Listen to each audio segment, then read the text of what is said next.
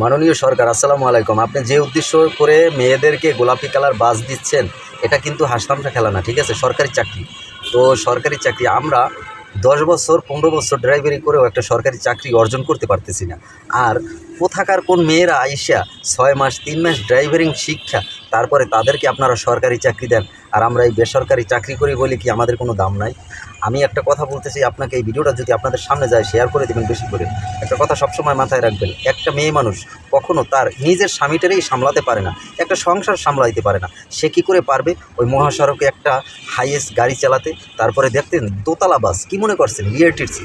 এটা সরকারি গাড়ি। আপনারা কি মানুষের জীবন নিয়ে ছিনিমিনি খেলতেছেন?